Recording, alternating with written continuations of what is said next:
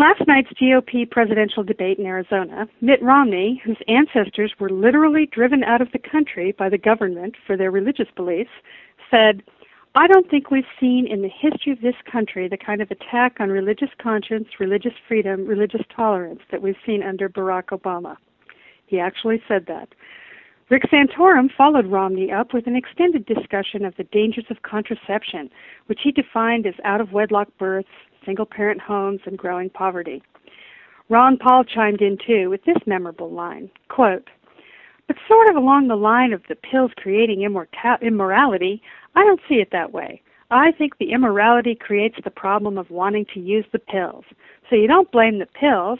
I think it's sort of like the argument, conservatives use the argument all the time about guns. Guns don't kill, criminals kill," unquote. Right. Pills don't cause unwanted pregnancies, immoral women do. One might wonder if the Arizona Republican women in the audience agree with that. Unfortunately, to watch the debate last night, you wouldn't know that women even exist. CNN only showed 3 women on the screen all night long. One quick screenshot of an older woman, one quick screenshot of Rick Perry's wife, and the sole female questioner who asked about education policy. That's it. 3 women on the screen during the entire debate. But why would they show any women?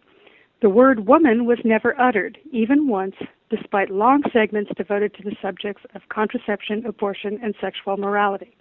But every one of these important middle-aged and elderly men had strong opinions on all of that, on behalf of 50% of the human species that was rendered nearly invisible that night. In 1991, I was riveted by the Clarence Thomas hearings, appalled as I watched a panel comprised entirely of befuddled white men ignorantly pontificating about the topic of sexual harassment, stunned that I still lived in a world where a lone woman could be brought before a Cotton Mather patriarchal tribunal and treated as a harlot. It was a revelation to a fairly young woman who'd been living under the illusion that those days were long gone. It's 20 years later, and I'm no longer young, and it hasn't gotten much better. In fact, in 2010, the percentage of women in the House decreased from 17 to 16%. It was the first time women had a setback in their raw numbers in the last 30 years, a setback from an unbelievably low number to begin with. The U.S. is ranked 71st in the world for percentage of women in elective office, behind Pakistan, center of Wahhabi Islam. Only 49 of the 162 active judges currently sitting on the 13 federal courts of appeal are female, in a field which now graduates more women than men. And the pay gap has been stagnant for the past decade, after barely edging up in the 1990s.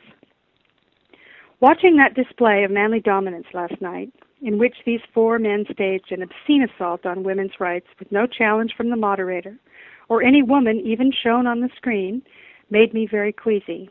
I realize it's hard to believe that a major Western democracy could actually go backwards on something like this. Back in 91, I fervently believed it was impossible.